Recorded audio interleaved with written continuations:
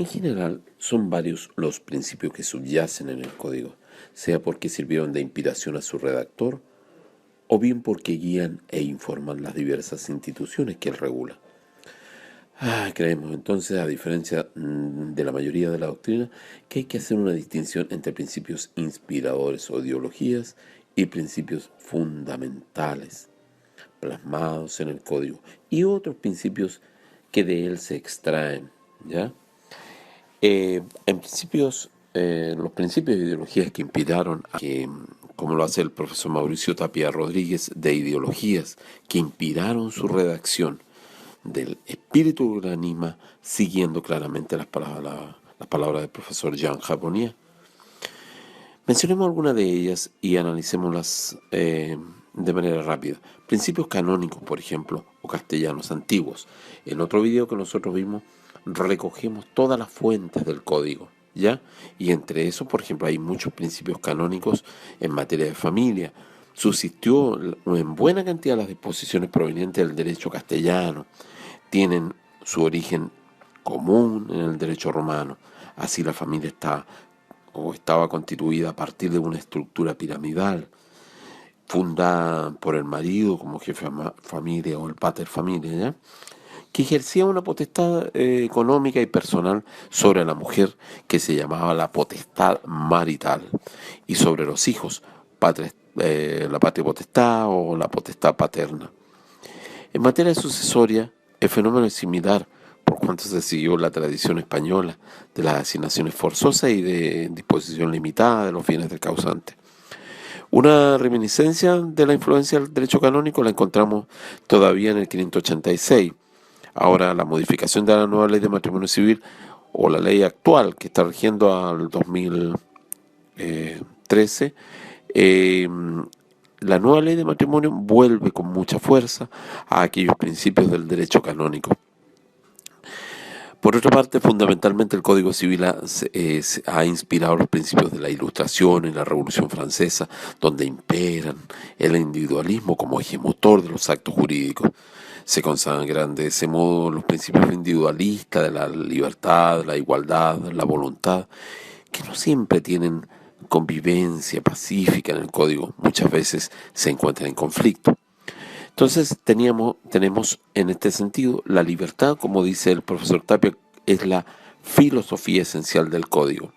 Es cierto, en cierta materia sucesoria y de familia esta libertad se presenta más restringida que en materia patrimonial, pues se encuentra bien encerrada en el molde del orden público. Recordemos las normas de orden público que los regulan normalmente, pero de ninguna manera podemos aseverar que es inexistente.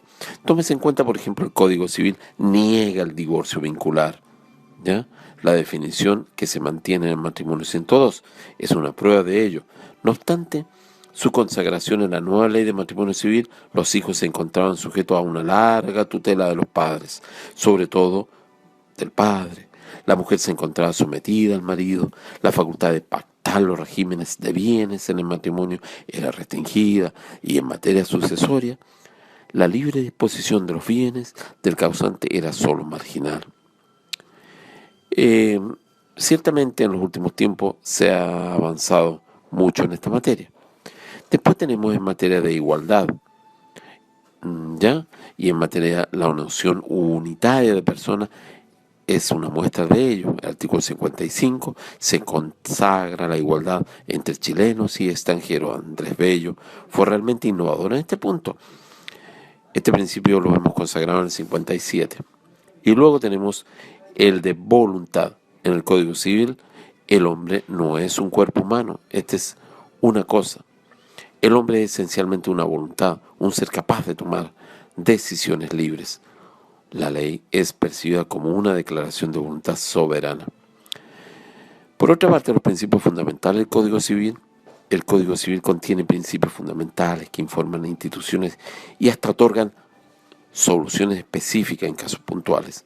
Aquí nosotros vamos a ver en este esquema los distintos principios enumerados del 1 adelante y vemos como la omnipotencia de la ley, la igualdad de la ley, la constitución cristiana de la familia y el matrimonio, la propiedad privada, la autonomía de la voluntad, la buena fe, la reparación del enriquecimiento sin causa, la responsabilidad, el interés superior de los hijos, en especial los no emancipados, la protección del cónyuge más débil, la protección a la propiedad y a la posesión de los bienes raíces. ¿Ya? Del 1 al 11 hemos tratado de enumerar cada uno y someramente y rápidamente vamos a conversar sobre cada uno de ellos. Pero detengámonos en lo que estábamos conversando. Principalmente el otro elemento que es clave en la voluntad. En el Código Civil el hombre no es un cuerpo humano. No es, esencialmente el hombre es una voluntad, ¿ya? Un ser capaz de tomar decisiones libres. La ley es percibida como una declaración de la voluntad soberana, ¿ya? Los principios fundamentales del Código Civil, tenemos la autonomía de la voluntad, como lo colocamos acá como uno de los pilares, ¿ya? Y por otra parte, también tenemos la buena fe, como otro de los principios que configuran y que se relacionan con el resto de los demás principios, están entrelazados, ¿ya? De tal modo que acá hay un culto a la omnipotencia de la ley también. Se desplaza a segundo lugar la costumbre, más importancia a la ley, valor mayor al derecho escrito que al consuetudinario. La igualdad ante la ley es principal. Todas las personas nacen iguales en dignidad de derecho, como reza la Constitución. La Constitución cristiana de la familia y el matrimonio. El matrimonio da origen a la filiación matrimonial. El matrimonio se concibe como monogámico y teóricamente insoluble. Ojo con el divorcio, con lo que dice la modificación y la ley de matrimonio que decíamos hace un momento. La propiedad privada y la libre circulación de la riqueza. Al prohibir los fideicomisos sucesivos y los usufructos sucesivos. Recordemos que vamos a ver en el video de derecho sucesorio cuánto costó de dejar sin efecto los mayorazgos, por ejemplo, o los fideicomisos sucesivos, por la presión de los grupos tradicionales y conservadores en la época de don Andrés Bello. Luego tenemos la autonomía de la voluntad. Las personas pueden ejecutar y celebrar los actos jurídicos que estimen convenientes, siempre que no vayan contra la ley, el orden público, la moral y las buenas costumbres. La buena fe, ni hablar de la buena fe porque encontramos teñido casi todo el Código Civil con esto de la buena fe. La reparación del enriquecimiento sin causa. Otro de los principios inspiradores, la responsabilidad. Y, como decíamos, cada uno de estos principios a la hora de nosotros resolver una conflictividad dentro del entorno del derecho privado, indirectamente o directamente vamos a llegar acá a cualquiera de estos principios. Es de allí de la necesidad de destacarlos en este video, ¿ya? Cada uno de los principios que hemos citado merece más de un análisis profundo. Sin embargo, aquí solamente buscan ilustrarse para recordarlos, digamos, a una primera vista.